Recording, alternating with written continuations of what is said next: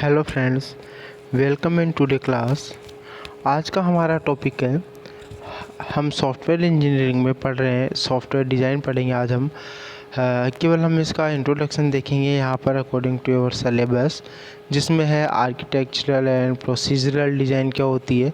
साथ ही हम यहाँ पे थोड़ा सा यहाँ पे डिस्क्राइब करेंगे कि जो डिज़ाइन डॉक्यूमेंट्स होते हैं, या हम जो बोले, हमने स्टार्टिंग में एसआरएस पढ़ा था, सॉफ्टवेयर रिक्वायरमेंट स्पेसिफिकेशन। वहाँ पर हम क्या कर रहे थे, डॉक्यूमेंटेशन कर रहे थे। तो सेम कंसेप्ट यहाँ पर भी है कि डॉक्यूमेंटेशन या डिज़ाइन डॉक्यूमेंट क्या होता है। ये तीनों टॉपिक हम आज की इस वीडियो लेक्चर में कवर करेंगे। तो स्टार्ट करते हैं हम फ्रेंड्स। सबसे पहले हमारे पास में है आर्किटेक्चरल डिज़ाइन। देखिए फ्रेंड्स, ये होता क्या है। The architectural design is the process for identifying the subsystem, making up the system and framework for subsystem control and communication. यहाँ पर जब भी हम सॉफ्टवेयर को डेवलप करते हैं एज ए सॉफ्टवेयर डेवलपर, या हम जब भी सॉफ्टवेयर को हम डिज़ाइन करते हैं, तो यहाँ पे दो प्रकार के बेसिक कंसेप्ट आते हैं कि या तो आप आर्किटेक्चरल जो डिज़ाइन है इसको यूज कर सकते हैं, या जो प्रोसीजरल डिज़ाइन है इसको यूज कर सकते हैं। तो यहाँ पे आर्किटेक्चरल डिज़ाइन में क्या होता है, architectural design is the process for identify the sub system, making up the system and framework. यानी कि ये किसको, ये जो आर्किटेक्चरल डिज़ाइन बनाने का जो प्रोसेस है, ये किसको आइडेंटिफाई करने के लिए है, सब सिस्टम को। Making up the system and framework, सब सिस्टम, सिस्टम का सब सिस्टम होता है जो कि making up the system and framework for सब सिस्टम। यानी कि ये यहाँ पे क्या होता है कि ये एक ऐसा प्रोसेस है जो आइडेंटिफाई करता है सब सिस्टम को, जो कि किसके लिए मेकअप हो रहा होता है, सिस्टम के लिए और उसके फ्रेमवर्क के लिए, फॉर सब सिस्टम कंट्रोल एंड कम्युनिकेशन, ताकि कि जो सब सिस्टम हमारा बनने जा रहा है हम उसको कंट्रोल और कम्युनिकेट कर सकें।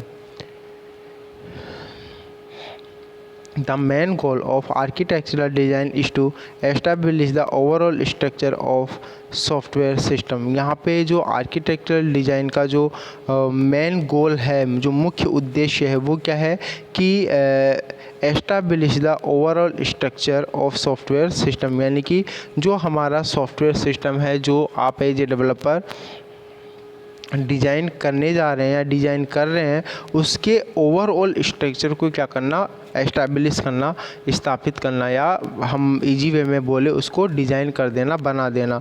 तो आर्किटेक्चरल डिज़ाइन का मेन उद्देश्य क्या है कि जो आप सॉफ्टवेयर डेवलप करने जा रहे हैं उसके ओवरऑल स्ट्रक्चर को क्या करना, स्थापित कर देना, कि उसका आर्किटेक्चरल डिज़ाइन कैसा होगा उसको बना देना।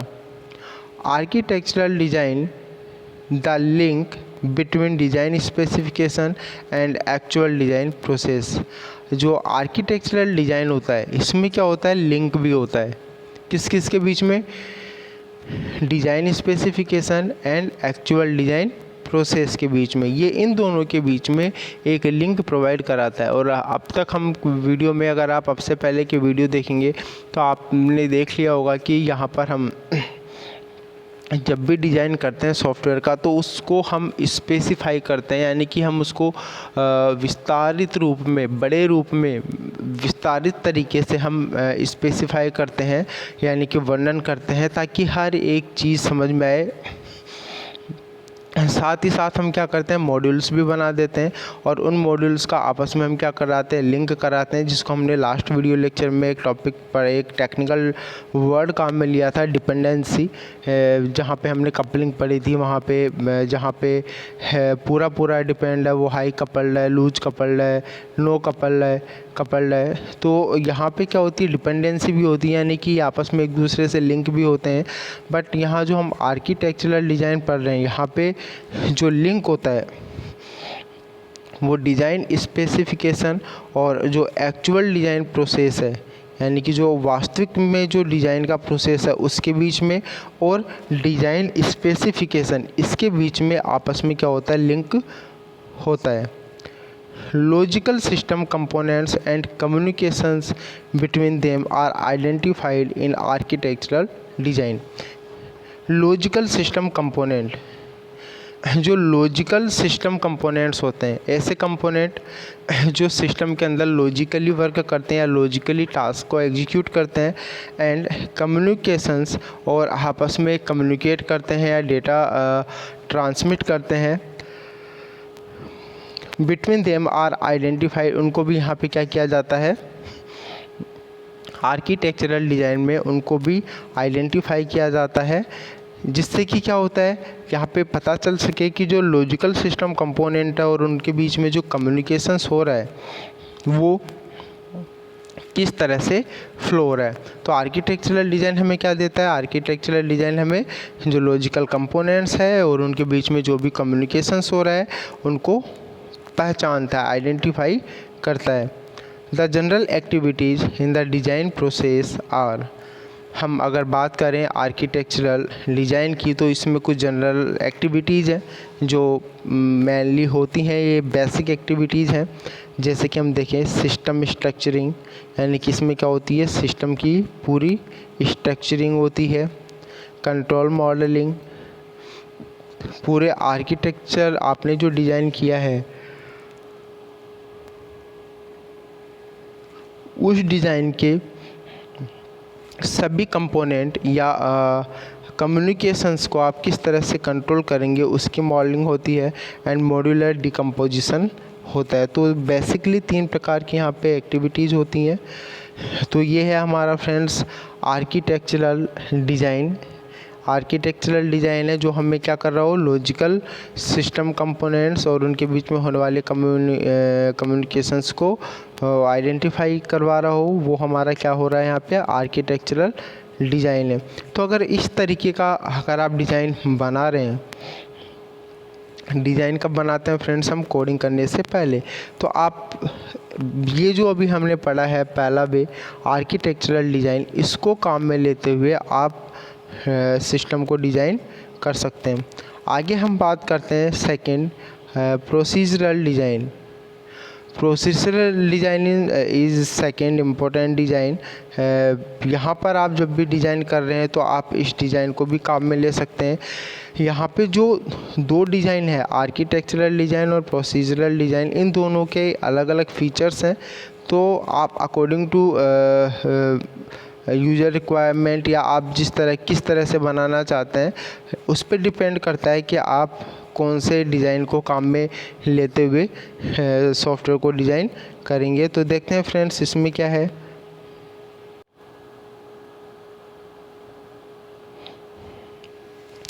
Procedural design also called component level design, इसका जो दूसरा नाम है इसको हम बोलते हैं कंपोनेंट लेवल डिज़ाइन भी बोलते हैं।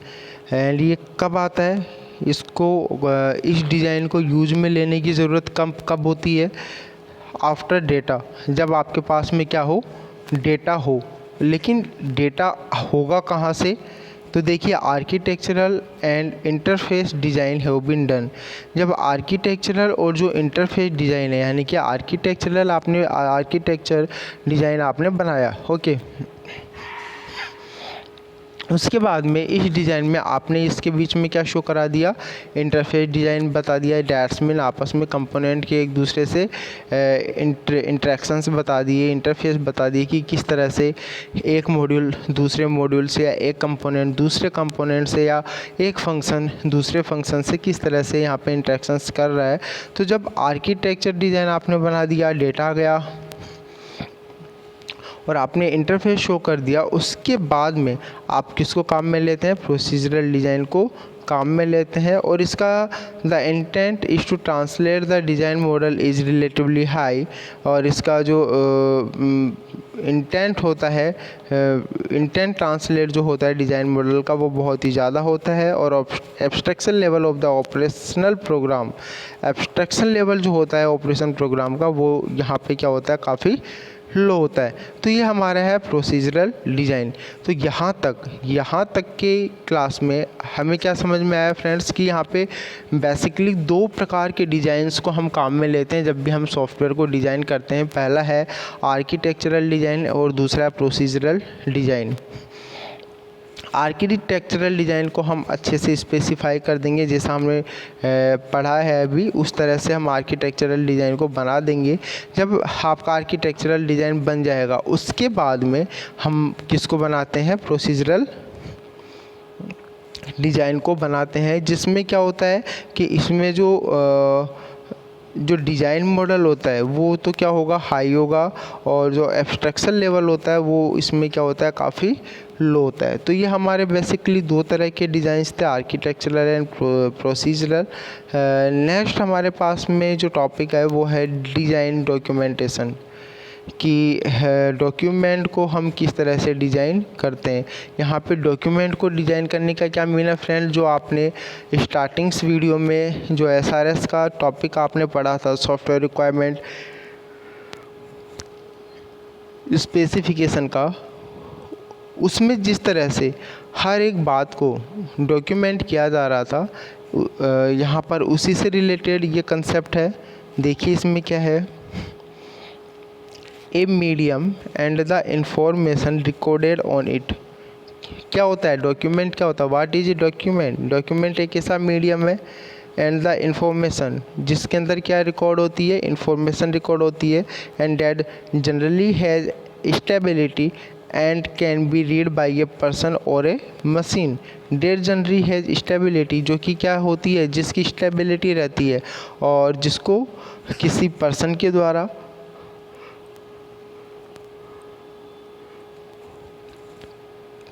पर्सन का मीन हमारा यहाँ पर यूज़र से है, जिसको किसी यूज़र के द्वारा या मशीन के द्वारा पढ़ा जा सकता है, वो हमारा क्या है, डॉक्यूमेंट है। Examples in software engineering include project plan. अगर हम सॉफ्टवेयर इंजीनियरिंग के अंदर जो डिज़ाइन डॉक्यूमेंट्स की एग्जांपल्स की बात करें, तो जैसे कि प्रोजेक्ट प्लान हो गया, स्पेसिफिकेशन हो गया, text plan end user manuals, ये हमारे किसके एग्जांपल हैं, डिज़ाइन डॉक्यूमेंटेशन के एग्जांपल्स हैं। Software engineering define documentation. Software engineering क्या डिफाइन करता है, documentation. Is any written or pictorial information describing, defining, specifying, reporting or certifying activities, requirement, procedural और procedures और रिजल्ट्स। यानी कि सॉफ्टवेयर इंजीनियरिंग इसको किस तरह से डिफ़ाइन करता है, एज ए डॉक्यूमेंटेशन की तरह, जहाँ पर हम हर एक बात को क्या कर लेते हैं, लिख लेते हैं, या टेक्निकली हम बात करें कि हम रिकॉर्ड कर लेते हैं, जहाँ पे क्या होता है कि इसके अंदर क्या होता है, एनी रिटर्न और पिक्टोरियल इन्फॉर्मेशन, कोई भी लिखी हुई यहाँ पे क्या हो सकती है, इन्फॉर्मेशन हो सकती है, जैसे कि कोई भी चीज़ यहाँ पे डिस्क्राइब हो सकती है, डिफ़ाइन हो सकती है, स्पेसिफाई हो सकती है, उसकी रिपोर्ट हो सकती है, सर्टिफाई हो सकती है, एक्टिविटीज़ हो सकती है, कोई यूजर्स की रिक्वायरमेंट्स हो सकती है, प्रोसीजरल्स हो सकते हैं, और या जो भी आपने बनाया है डिज़ाइन, इसमें क्या हो सकते हैं, रिजल्ट्स हो सकते हैं। दैट्स मीन क्या हुआ फ्रेंड्स, कि अगर आप कोई भी यहाँ पे डॉक्यूमेंट्स को डिज़ाइन कर रहे हैं, तो डॉक्यूमेंट को डिज़ाइन करने के लिए इसको हम एक रियल एग्जांपल से समझने की कोशिश करते हैं फ्रेंड्स। कि जैसे कि आप क्या करते हैं, घर में कोई भी नया इलेक्ट्रिकल आइटम लेके आते हैं, जैसे हमने बात किया फ्रिज, ठीक है, आप शॉप पे गए, इलेक्ट्रिकल शॉप पे गए, वहाँ से आपने फ्रिज परचेज किया। घर पे लाने के बाद जब आप फ्रिज का बॉक्स ओपन करते हैं फ्रिज को निकालने के लिए, तो उस फ्रिज के साथ में एक बुकलेट आती है, या हम बोले मैनुअल या प्रोस्पेक्टस होते हैं वो, जिसमें किस तरह से फ्रिज को यूज करना है, किस कंपनी ने बनाया है, या इसकी फंक्शनैलिटी कैसी है, इसके फीचर्स क्या है, यूजर्स के लिए प्रिकॉशंस क्या है, the right way of using freeze, ये सारी चीज़ें क्या है, हर एक चीज़ जो यूज़र के काम की है वो सारी उसमें डॉक्यूमेंटेड होती है। तो इसी तरीके से जब भी हम कोई भी यहाँ पे, क्योंकि हम सॉफ्टवेयर को डिज़ाइन कर रहे हैं, और सॉफ्टवेयर को डिज़ाइन करने में जो भी चीज़ें हैं, चाहे फिर वो आप आर्किटेक्चरल डिज़ाइन यूज कर रहे हैं, प्रोसीजरल डिज़ाइन यूज कर रहे हैं, कोई भी यहाँ पे डिफाइनिंग है, डेफिनेशन है, कोई भी स्पेसिफाइंग है, या कोई भी रिपोर्ट है, या कोई भी सर्टिफाइंग एक्टिविटीज़, या मान लो कोई भी रिक्वायरमेंट्स है, और या कोई भी रिजल्ट्स है, उन सभी चीज़ों को हम यहाँ पे क्या कर लेते हैं, डॉक्यूमेंटेशन कर लेते हैं। और यही हमारा क्या कहलाता है, डॉक्यूमेंटेशन को डिज़ाइन करना कहलाता है। देखिए हम अब कि डिज़ाइन डॉक्यूमेंट्स की जो आउटलाइंस है ये कौन कौन सी होती हैं। तो देखिए यहाँ पे क्या है, many parts of the documents can be extracted automatically from other source. Many parts of the documents can be extracted automatically from other source। जो डॉक्यूमेंट के जितने भी पार्ट्स हैं वो एक्सट्रैक्ट कर लिए जाते हैं, निकाल लिए जाते हैं अपने आप ही किसी दूसरे सोर्स से, and may be content in other smaller document, और उसको किसी दूसरे छोटे डॉक्यूमेंट्स में क्या कर दिया जाता है, रख दिया जाता है। इसका मतलब ये हुआ कि अगर आपके पास में कोई डॉक्यूमेंट्स बड़ा है तो हम उसको क्या करेंगे, उसको छोटे छोटे डॉक्यूमेंट्स में हम उसको बना लेंगे। और ऐसा भी क्यों होता है, क्योंकि हम सॉफ्टवेयर ही क्या कर रहे हैं, सॉफ्टवेयर बनाने के लिए भी हम मॉड्यूल बना रहे हैं ताकि कॉम्प्लेक्सिटी ना हो। इसलिए जब अगर आप डॉक्यूमेंटेशन कर रहे हैं